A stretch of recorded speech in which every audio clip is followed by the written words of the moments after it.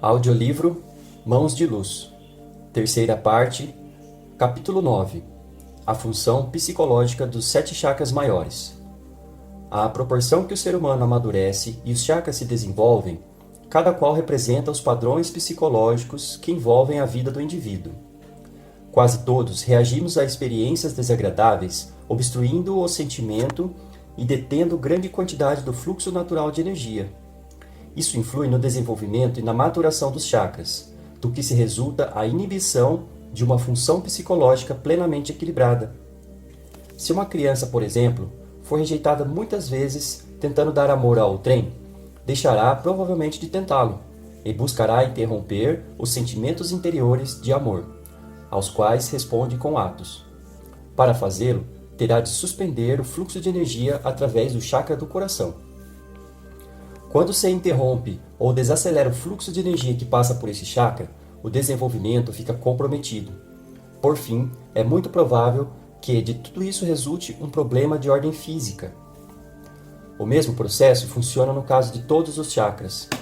Toda vez que uma pessoa obstrui uma experiência que está tendo, seja ela qual for, obstrui, por sua vez, os seus chakras, os quais se acabam desfigurando. Os chakras ficam obstruídos, atravancados de energia estagnada, giram irregularmente para trás, no movimento contrário ao dos ponteiros do relógio, e até, em caso de doença, ficam severamente distorcidos ou rasgados. Quando os chakras funcionam normalmente, cada qual está aberto e gira na direção dos ponteiros do relógio, a fim de metabolizar as energias necessárias do campo universal. Um giro no sentido dos ponteiros do relógio tira a energia do campo de energia universal para o chakra, de maneira muito semelhante à da regra da mão direita no eletromagnetismo, segundo a qual um campo magnético mutável em torno de um fio induzirá uma corrente naquele fio. Segurando o fio com a mão direita, os dedos apontarão na direção do polo magnético positivo. O polegar automaticamente apontará na direção da corrente induzida. As mesmas regras funcionam no caso dos chakras. Se você mantiver a mão direita sobre um chakra, de maneira que os dedos se enrolem no sentido dos ponteiros do relógio, em torno da borda exterior do chakra, seu polegar apontará para o corpo e na direção da corrente. Assim classificamos o chakra de aberto, as energias que entram. Ao contrário, se você enrolar os dedos da mão direita na direção contrária à dos ponteiros do relógio, em torno do chakra, o polegar apontará para fora, na direção do fluxo da corrente. Quando o chakra gira no movimento contrário aos dos ponteiros do relógio, a corrente flui para fora do corpo e, desse modo, interfere no metabolismo. Em outras palavras, as energias necessárias e que experimentamos como realidade psicológica não fluem para o chakra quando esse gira no sentido contrário aos dos ponteiros do relógio. Nessas condições, classificamos o chakra de fechado às energias que entram. A maioria das pessoas que tem observado tem 3 ou 4 chakras que giram na direção contrária à dos ponteiros do relógio em qualquer tempo. Geralmente, eles se abrem cada vez mais em decorrência da terapêutica. Como os chakras não são apenas metabolizadores de energia, mas também dispositivos que sentem a energia, servem para falar-nos sobre o mundo que nos rodeia. Se fecharmos os chakras, não permitiremos que entre informação. Assim, quando fazemos nossos chakras fluírem no sentido oposto ao dos ponteiros do relógio, lançamos nossas energias para fora, para o mundo. Sentimos o que é a energia que lançamos para fora e dizemos que é o mundo. Em psicologia, dá isso o nome de projeção. A realidade imaginada que projetamos sobre o mundo relaciona-se com a imagem do que supunhamos fosse o mundo através das nossas experiências infantis e através da mente da criança que éramos então. Como cada chakra está relacionado com uma função psicológica específica, o que projetamos através de cada um deles está dentro da área geral em que cada qual funciona e será muito pessoal para nós, porque a experiência de vida de toda pessoa é única. Assim, medindo o estado dos chakras, podemos determinar nossas atuais questões de vida a longo prazo. John Perracos e eu relacionamos a disfunção de cada chakra com um distúrbio psicológico. Qualquer perturbação no chakra medida pelas técnicas rabidomânticas, mostra uma disfunção nessa área de relacionamento psicológico. Veja no capítulo 10 as observações sobre a técnica rabidomântica.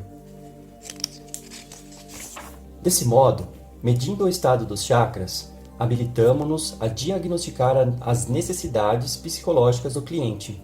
Também trabalho diretamente com os chakras no intuito de levar a cabo uma mudança psicológica. Inversamente, descobrimos que os padrões psicológicos descritos pelos terapeutas estão ligados ao campo de energia humano em localizações, formas e cores predizíveis. A figura 7-3 mostra a localização dos 7 centros principais de energia dos chakras utilizados para diagnosticar estados psicológicos.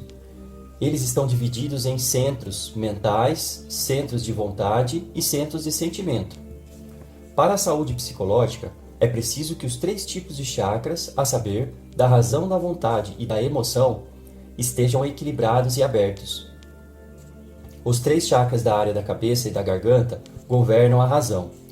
Os que se localizam na frente do corpo governam as emoções. Seus equivalentes nas costas governam a vontade. A figura 9-1 dá uma tabela dos principais chakras e da sua função psicológica. Observemos as áreas gerais de funcionamento psicológico de cada chakra. O primeiro chakra, o centro coxigiano, relaciona-se com a quantidade de energia física e com a vontade de viver na realidade física. Quando a força vital funciona plenamente através desse centro, a pessoa tem muita vontade de viver na realidade física. Quando a força vital funciona na sua plenitude, por meio dos 3 chakras inferiores, combinada com um fluxo pujante pelas pernas abaixo, vem com ela uma clara e direta afirmação de potência física. O cóccix atua como uma bomba de energia sobre o nível etérico, ajudando a dirigir o fluxo de energia pela coluna de baixo para cima. A afirmação de potência física, combinada com a vontade de viver, dá ao indivíduo uma presença de força e vitalidade. Ele afirma: "Eu estou aqui agora", e de fato se acha bem fundamentado na realidade física. A presença da força e da vitalidade emana dele em forma de energia vital. Ele age a miúde como gerador, ativando os que o rodeiam, recarregando-lhes os sistemas de energia. Possui uma forte vontade de viver. Quando se obstrui ou fecha o centro coxigiano, bloqueia-se a maior parte da vitalidade física da força vital, e a pessoa não produz uma impressão vigorosa no mundo físico. Ela não está aqui. Evitará a atividade física, estará por baixo em matéria de energia e poderá até ser enfermiça. O centro púbico, chakra 2A, relaciona-se com a qualidade do amor ao sexo oposto que a pessoa é capaz de sentir. Estando aberto, facilita a concessão e o recebimento do prazer sexual e físico. Se este centro estiver aberto, a pessoa apreciará o ato sexual e provavelmente será orgástica. O orgasmo pleno do corpo, todavia, exige que todos os centros estejam abertos. O centro sacro, chakra 2B, relaciona-se com a quantidade de energia sexual da pessoa. Com o centro aberto, esta sente a sua força sexual. Se ela obstruir o chakra, a força e a potência sexual que tiver, sejam elas quais forem, serão fracas e decepcionantes. Não terá provavelmente muito impulso sexual. Tenderá a evitar o ato sexual, negando-lhe a importância e o prazer que proporciona, do que resultará a subnutrição dessa área. Como o orgasmo banha o corpo de energia vital, o corpo deixará de ser alimentado dessa maneira e não receberá a nutrição psicológica da comunhão e do contato corporal com o outrem. Relação entre os chakras 2A e 2B. Os atos sacros como parceiros do chakra púbico. Nos 2 pontos em que o centro frontal e o centro dorsal se juntam, no coração do chakra, na coluna, a força vital manifesta o seu segundo impulso e propósito físico mais poderoso, o do desejo de união sexual. Essa força poderosa rompe as barreiras autoimpostas entre 2 pessoas e as deixa mais próximas uma da outra. Desse modo, a sexualidade da pessoa está ligada à sua força vital. Isso é verdade, naturalmente, em relação a todos os centros. Qualquer um deles que esteja obstruído também obstrui a força vital na área relacionada. Como a área pélvica do corpo é a fonte da vitalidade, qualquer centro obstruído nessa área reduz a vitalidade física e sexual. Para a grande maioria da humanidade, a energia sexual atravessa esses dois chakras sexuais e os carrega e descarrega no orgasmo, no movimento que revitaliza e limpa o corpo com um banho de energia, livrando o sistema do corpo da energia bloqueada, dos produtos de residuais e da tensão profunda. O orgasmo sexual é importante para o bem-estar físico. O mútuo abandono na comunhão profunda, através do dar e do receber no ato sexual, é um dos modos principais que a humanidade tem de liberar a separabilidade do ego e experimentar unidade. Quando feito com amor e respeito à singularidade do parceiro, esta é uma experiência sagrada que coroa os profundos impulsos evolutivos primordiais no nível físico e nos profundos anseios espirituais de união com a divindade. É o casamento entre os aspectos espirituais e físicos de dois seres humanos. Para os que já atingiram essa comunhão e passaram as outras fases ao longo do caminho espiritual, algumas disciplinas espirituais, como o Yoga de Kundalini e a tradição tântrica, afirmam que essa descarga já não é necessária ao bem-estar da pessoa. A maioria dos seres humanos não figura nessa categoria. Muitas práticas espirituais utilizam a meditação para conter, transformar e redirigir a energia sexual ao longo de diferentes canais de energia, movendo-a ao longo da corrente de força vertical pela coluna acima para ser transformada em energia vibratória mais elevada, empregada na construção dos corpos de energia espiritual superior. Essa prática muito poderosa e potencialmente perigosa precisa ser feita sob orientação capaz. Em seu livro Kundalini, Gopi Krishna fala na transformação, dessa maneira, da sua semente física, o esperma, em energia espiritual, ou Kundalini. Muitas práticas espirituais advogam a retenção do esperma ou semente espiritual para a transformação. Obstruções nos chakras 2A e 2B. A obstrução do centro púbico pode resultar na impossibilidade de alcançar o orgasmo na mulher que é incapaz de se abrir e de receber a alimentação sexual do companheiro. Ela provavelmente não conseguirá fazer conexão com a vagina e talvez não goze a penetração, mostrando-se mais inclinada à estimulação do clitóris do que à penetração. Poderá também querer ser sempre o parceiro agressivo no ato sexual, isto é, ficar por cima e iniciar a maioria dos movimentos. A distorção aqui cifra-se em que ela precisa estar sempre no controle. Num estado saudável, ela desejaria ser ativa às vezes e receptiva em outras ocasiões, mas, nesse caso, teme inconscientemente os poderes do parceiro. Com desvelo, paciência, carinho e aceitação do companheiro, ela poderá aos poucos abrir o chakra púbico para receber e desfrutar a penetração. É preciso também que investigue os sentimentos mais profundos de medo e recusa do parceiro, que acompanham esta sua condição, para encontrar as imagens de onde vêm os sentimentos acima descritos. Não estou querendo dizer que a mulher não deve ser agressiva no ato sexual. Estou me referindo apenas a um tipo de desequilíbrio no dar e no receber. Uma grave obstrução no chakra púbico no homem geralmente é acompanhada de orgasmo precoce ou de incapacidade de ereção. O homem tem medo, em algum nível profundo, de entregar toda a sua força sexual e por isso a retém. O fluxo de energia a miúde é interrompido, atravancado ou redirigido para as costas, para fora do chakra sacro, de modo que ele emite a energia no orgasmo pelo segundo chakra dorsal, em vez de emiti-la pelo pênis. Essa experiência, às vezes dolorosa, resulta numa aversão ao orgasmo e numa fuga do ato sexual, o que precipita dificuldades em outros níveis com a companheira, como acontece com a mulher não orgástica. Está visto que, muitas vezes, por meio da lei segundo a qual o semelhante atrai o semelhante, essas pessoas se encontram em partilha do problema mútuo. Num número demasiado de vezes, a pseudo-solução tem sido pôr a culpa no parceiro e sair à procura de outro, o que apenas perpetua a situação.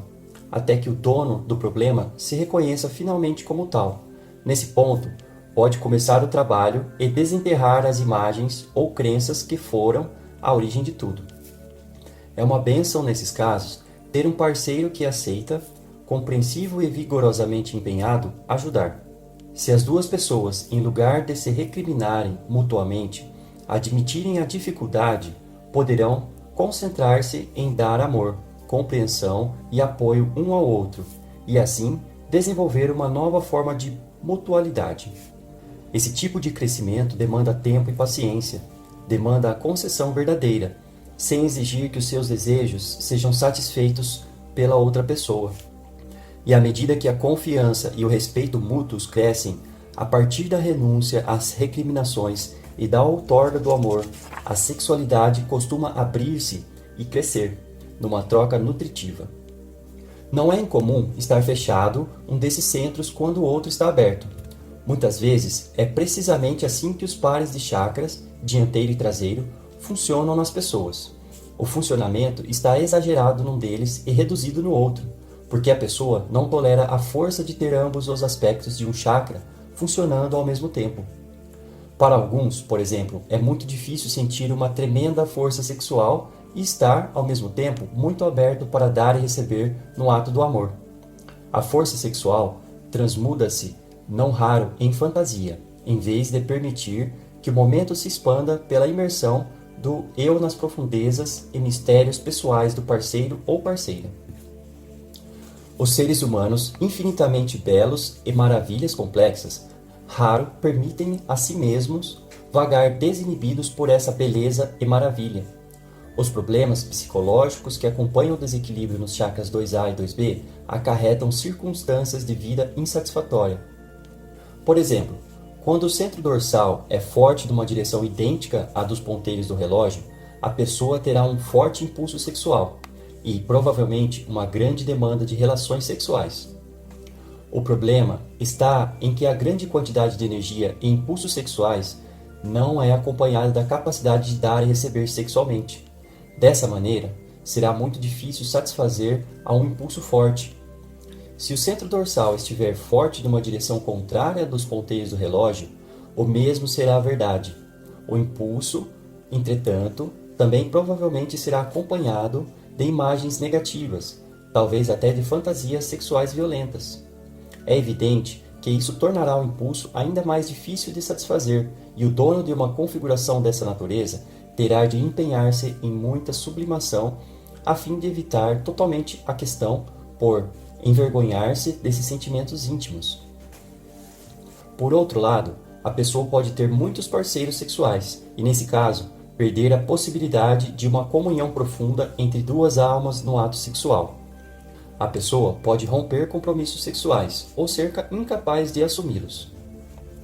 O plexo solar, chakra 3A, está associado ao grande prazer que deriva do profundo conhecimento do nosso lugar único e ligado dentro do universo. Uma pessoa que tem aberto o chakra 3A pode erguer os olhos para o céu estrelado à noite e sentir que lhe pertence. Está firmemente assentada no seu lugar dentro do universo. É o centro do seu aspecto único de expressão do universo manifesto, e disso lhe advém sabedoria espiritual. Embora o chakra do plexo solar seja mental, seu funcionamento saudável está diretamente vinculado à vida emocional do indivíduo. Isso é verdade porque a mente ou os processos mentais servem de reguladores da vida emocional. A compreensão mental das emoções as coloca numa estrutura de ordem e define de maneira aceitável a realidade. Se estiver aberto e funcionar harmoniosamente, o centro terá uma vida emocional profundamente satisfatória, que não o esmagará. Quando, porém, estiver aberto, mas a membrana protetora estendida sobre ele estiver rasgada, terá grandes extremos não controlados de emoções. Poderá sofrer a influência de fontes exteriores, procedentes do astral, que talvez o confundam. Poderá perder-se no universo e nas estrelas. Acabará sentindo dores físicas na área em virtude de um uso exagerado desse chakra, e poderá acabar padecendo de uma doença, como o esgotamento adrenal. Se estiver fechado, esse centro lhe obstruirá os sentimentos, não lhe permitindo talvez sentir coisa alguma. Ele não se dará conta do significado mais profundo das emoções, que empresta outra dimensão à existência. Poderá não estar ligado à própria unicidade dentro do universo e ao seu propósito maior. Muitas vezes, esse centro funciona como um obstáculo entre o coração e a sexualidade. Se ambos estiverem abertos e o plexo solar obstruído, os dois funcionarão separadamente, isto é, o sexo não estará profundamente ligado ao amor e vice-versa. Os dois se ligam muito bem quando um deles está consciente de sua existência firmemente enraizada no universo físico e de longa linha histórica de seres humanos que serviam para criar o veículo físico que a pessoa possui agora. Nunca devemos subestimar o quão profundamente físico é o ser que cada um de nós representa. O centro do plexo solar é muito importante no que diz respeito ao relacionamento humano. Quando uma criança nasce, subsiste um umbigo etérico entre a mãe e o filho. Esses cordões representam um relacionamento humano. Toda vez que uma pessoa estabelece relação com outro ser humano, crescem cordões entre os dois chakras 3A. Quanto mais fortes forem as associações entre as duas pessoas, tanto mais fortes e mais numerosas serão os cordões. Nos casos em que a relação está terminando, os cordões vão se desligando devagar. Também se desenvolvem cordões entre os outros chakras de pessoas relacionadas umas com as outras, mas os cordões do terceiro chakra parecem uma reencenação do relacionamento entre o filho e a mãe, e são muito importantes em termos de análise transacional no processo terapêutico. A análise transacional é um método de determinar a natureza de sua interação com outras pessoas. Você interage com elas como uma criança interagiria com um dos pais? Ou interage como se elas fossem a criança e você o adulto? Ou age como um adulto? Esse tipo de análise revela muita coisa acerca de suas reações pessoais diante de outras pessoas. A natureza dos cordões dos chakras que você constrói na sua primeira família será repetida nas relações seguintes que você construir depois. Quando você é criança, os cordões filho-mãe representam exatamente isso, a relação entre o filho e a mãe. Quando adulto, você muito provavelmente cria cordões dependentes, filho-mãe, entre você e o seu companheiro ou companheira. À proporção que se movimenta pela vida e amadurece, você transforma gradativamente os cordões filho-mãe em cordões adulto-adulto. O centro diafragmático, chakra 3B, localizado atrás do plexo solar, está associado à nossa intenção no tocante à saúde física. Se alguém tiver muito amor à saúde, dirigido ao próprio corpo, em tentar mantê-lo saudável, esse centro estará aberto. Também conhecido como o centro da cura, associa-se à cura espiritual. Diz-se que em alguns curadores, o mesmo centro, mesmo muito grande e desenvolvido, é também o centro da vontade, como o localizado entre as omoplatas, e menor, por via de regra, do que os outros centros da vontade, a não ser em pessoas com capacidades curativas. Esse centro, associado ao centro do plexo solar na parte dianteira do corpo, está habitualmente aberto se o centro do plexo solar estiver aberto. Se uma pessoa tiver o plexo solar aberto e, por conseguinte, estiver ligado ao seu lugar no universo, admitindo-se que ele se ajuste tão perfeitamente quanto cada haste de relva e os lírios do campo, a autoaceitação dessa pessoa se manifestará no nível físico como saúde física.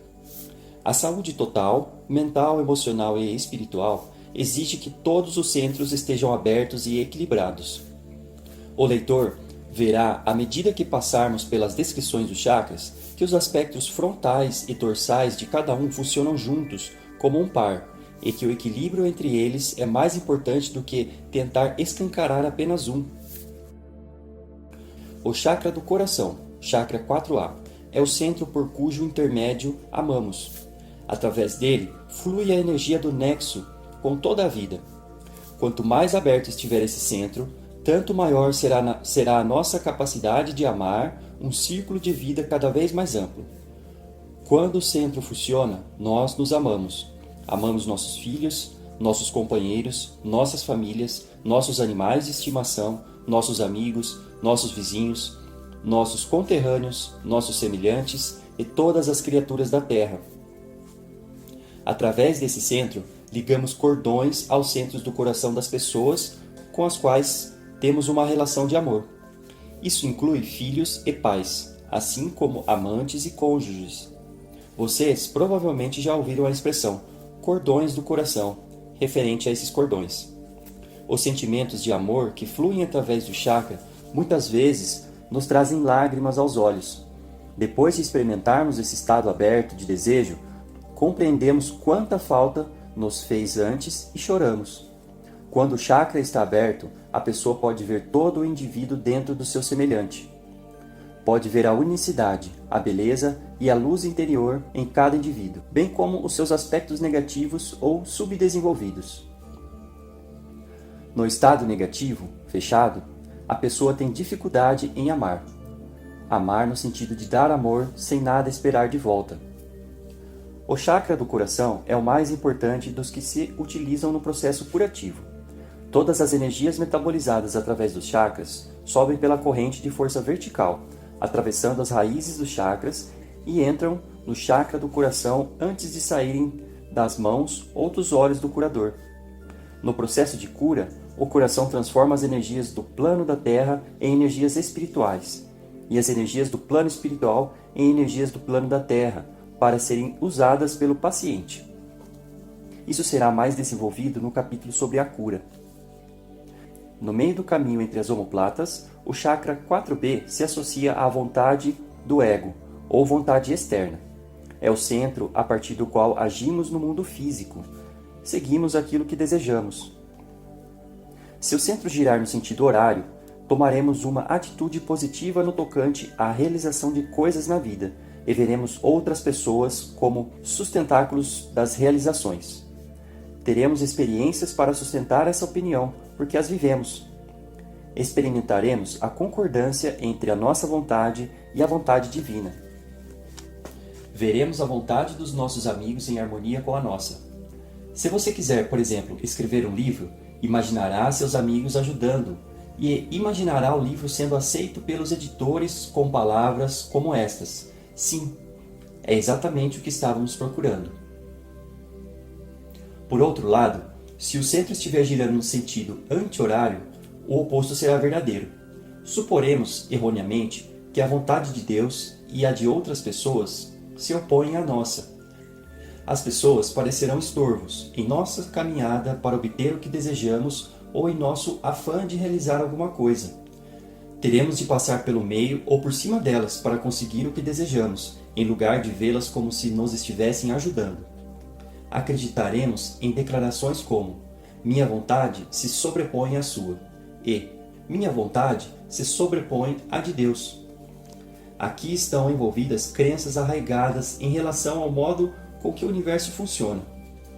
Uma imagem do universo como sítio basicamente hostil, onde os agressores fortes sobrevivem, às vezes se reduz a: se eu não conseguir o que eu quero, é sinal de que minha sobrevivência final está em jogo. A pessoa funciona por controle e procura tornar o seu mundo seguro controlando os outros. A solução para ela consiste em compreender o modo com que cria um ambiente hostil através de sua agressão e, em seguida, arriscar-se a deixar que tudo vá como vai e verificar se a sobrevivência é possível sem controle. A assunção desse risco conduzirá finalmente a experiências de um universo benigno, abundante e seguro, em que a existência da pessoa é apoiada pelo todo. Em outro caso, o centro pode ser hiperativo, pode ter dimensões muito amplas no sentido horário, acompanhado de um pequeno chakra do coração na mesma direção ou na direção contrária. Nesse caso, a vontade da pessoa não é particularmente negativa, é tão somente usada para cumprir a função que o centro do coração cumpriria. Em lugar de ser capaz de deixar correr, de confiar e amar, isto é, em vez de mandar mais energia pelo chakra do coração, 4A, a pessoa a compensa com a sua vontade. deixa correr mais energia através do aspecto dorsal do chakra 4 entre as omoplatas, e pode estar dizendo veladamente: quero seguir o meu caminho sem precisar pensar na sua humanidade. Essa pessoa funciona mais pela vontade do que pelo amor, ou pelo poder sobre o íntimo mais do que pelo poder proveniente do íntimo. É a distorção em virtude da qual possuiríamos o nosso parceiro ou parceira, em lugar de sermos seus iguais. O chakra da garganta, 5A, localizado na frente da garganta, associa-se à tomada de responsabilidade pelas nossas necessidades pessoais. O recém-nascido é levado ao peito, mas precisa sugar antes de conseguir a nutrição. O mesmo princípio vigora pelo resto da vida. À proporção que a pessoa amadurece, a satisfação das suas necessidades repousa cada vez mais sobre si mesma. Alcança-se a maturidade, e esse chakra funciona apropriadamente quando deixamos de censurar os outros pelas nossas falhas e nos aventuramos a criar o de que precisamos e o que desejamos. O centro mostra também o estado da pessoa no que diz respeito ao recebimento do que quer que ele esteja destinado. Se o centro for medido como se fosse contrário ao sentido horário, a pessoa não receberá o que lhe é dado. Isso se associa, em primeiro lugar, a uma imagem do que lhe está destinado. Ou seja, se a pessoa enxerga o mundo como um lugar negativo, geralmente hostil, será cautelosa e alimentará expectativas negativas ao respeito do que a aguarda. Poderá esperar mais hostilidade, violência ou humilhação do que amor e nutrição. Como ela constrói um campo de força negativa com suas expectativas negativas, atrairá para si uma alimentação negativa. Vale dizer, se ela tiver expectativas de violência, terá violência dentro de si mesma, e, portanto, a atrairá por meio da lei segundo a qual o semelhante atrai o semelhante, como ficou explicado no capítulo 6, sobre a natureza do campo da energia universal. À medida que a pessoa abre o centro da garganta, atrai, pouco a pouco, mais alimentação, até poder receber tanta que será capaz de manter o centro da garganta aberto na maior parte do tempo. Nesse ínterim, pode atrair uma alimentação negativa logo após a abertura do centro, por acreditar que é isso que lhe está reservado. Depois que tiver passado por essa experiência e se tiver ligado à sua causa original dentro em si mesma e houver reencontrado a confiança interior, reabrirá o centro da garganta. O processo de abrir e fechar continuará até que todas as concepções errôneas sobre o receber ou deixar entrar se transformem em confiança no universo benigno e alimentador. O aspecto de assimilação que ocorre no verso do quinto chakra, 5B, ao qual às vezes se dá o nome de centro profissional, está associado ao centro do eu da pessoa dentro da sociedade, da profissão e entre os iguais. Se uma pessoa não se sentir à vontade nessa área da sua vida, o desconforto poderá ser coberto pelo orgulho, que compensa a falta de respeito próprio. O centro localizado na parte posterior do pescoço estará geralmente aberto se a pessoa for bem-sucedida e bem ajustada ao trabalho, e satisfeita com esse trabalho como a sua tarefa na vida. Se ela estiver escolhido uma profissão ao mesmo tempo estimulante e satisfatória, e estiver dando o melhor de si no trabalho, esse centro estará em pleno florescimento. A pessoa será profissionalmente bem-sucedida e estará recebendo apoio para alimentar-se do universo. A não ser esse o caso, ela se absterá de dar o que tem de melhor, será mal-sucedida e disfarçará a ausência de sucesso com o orgulho. Sabe intimamente que seria melhor se pudesse dar o que tem de melhor, ou se obtivesse um emprego mais estimulante. Seja como for, nunca faz uma coisa nem outra, e se socorre da defesa do orgulho, a fim de evitar o verdadeiro desespero que há por trás. Sabe que, na verdade, não está vencendo na vida. Desempenhará, provavelmente, o papel de vítima, declarando que a vida não lhe deu oportunidades para que pudesse desenvolver o seu grande talento. Há que liberar o orgulho e há que sentir e liberar a dor e o desespero também. Nesse centro, descobriremos também o medo do fracasso que obstrui o impulso de sair e criar o que tão deveras desejamos.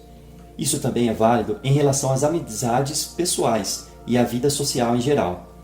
Evitando o contrário, a pessoa evita igualmente revelar-se e sentir, de um lado, o medo de não ser querida e, de outro, a competição e o orgulho.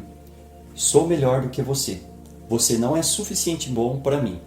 Uma vez que os nossos sentimentos de rejeição nascem dentro de nós e depois os projetamos para fora, sobre o outro, evitamos que o outro evite a rejeição.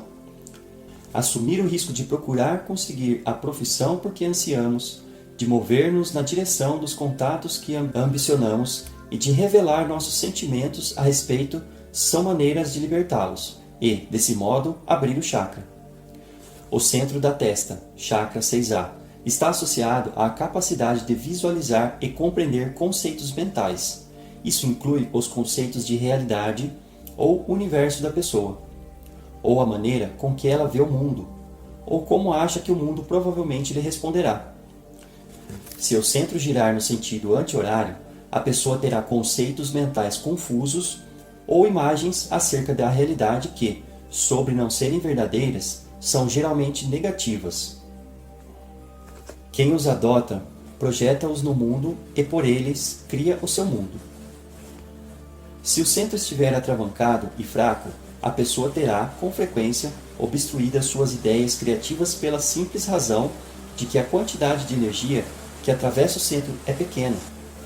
Se o centro girar vigorosamente no sentido anti-horário, a pessoa terá a capacidade de gerar ideias fortes que são negativas. Se isso estiver combinado com um centro executivo que funciona vigorosamente, localizado na base da cabeça, chakra 6B, isso poderá devastar a vida da pessoa.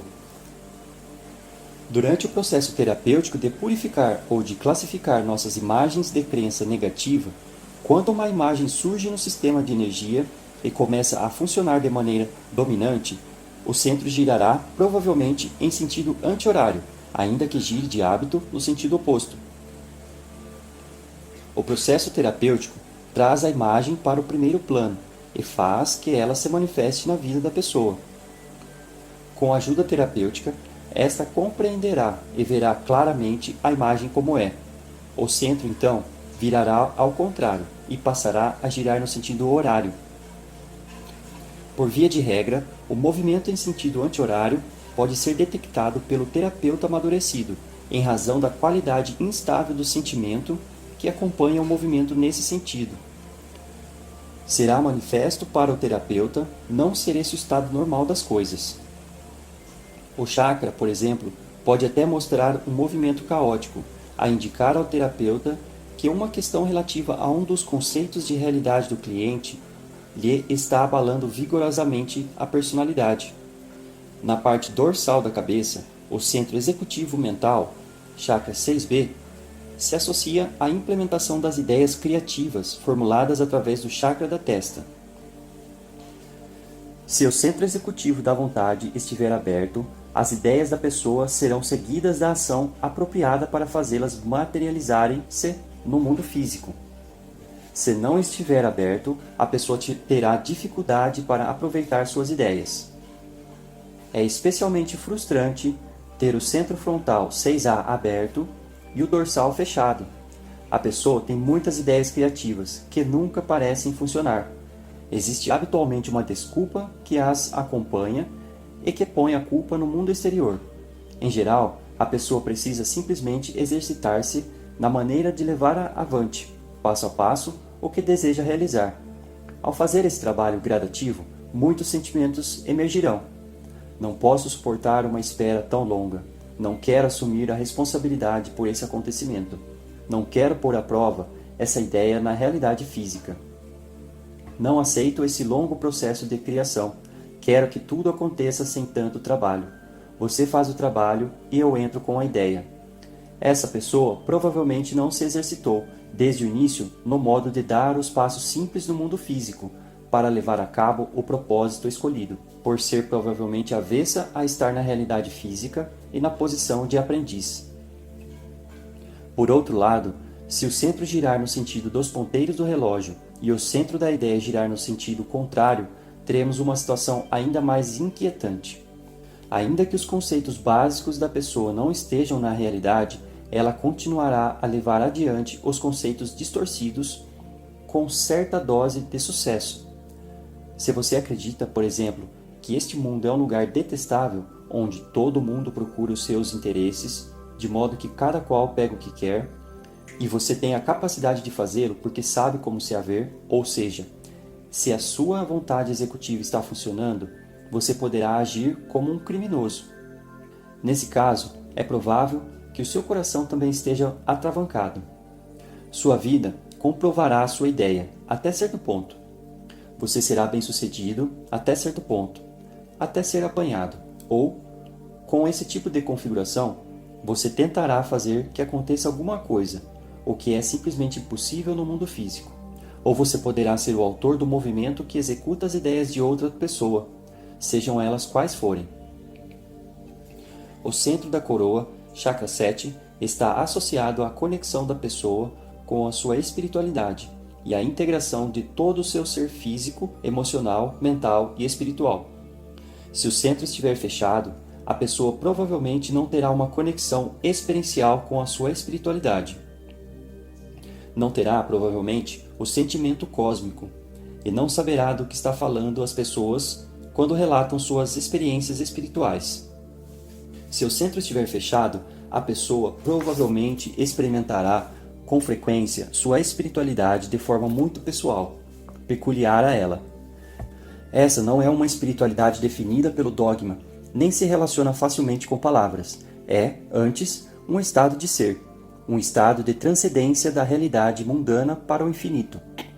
Vai além do mundo físico e cria no indivíduo um sentido de totalidade, de paz e fé, dando um sentido de propósito à sua existência. Leitura da figura 9-1. Chakras maiores e função psicológica associada. Centros mentais. 7. Centro da coroa. Está associado com integração da personalidade total com a vida e aspectos espirituais da humanidade. 6A. Centro da testa. Capacidade de visualizar e compreender conceitos mentais. 6B. Executivo mental. Capacidade de pôr ideias em obra de maneira prática. Centros da vontade. 5P. Base do pescoço. Sentido do eu dentro da sociedade e da nossa profissão. 4B. Entre as homeoplatas. Vontade do ego ou vontade dirigida para o mundo exterior. 3B. Centro diafragmático. Cura, intencionalidade dirigida para a nossa saúde. 2B. Centro sacro. Quantidade de energia sexual. 1. Centro coxigiano. Quantidade de energia física, vontade de viver. Centro dos sentimentos. 5A. Centro da garganta. Aceitação e assimilação. 4A. Centro do coração. Sentimento de amor a outros seres humanos, abertura para a vida. 3A. Plexo solar.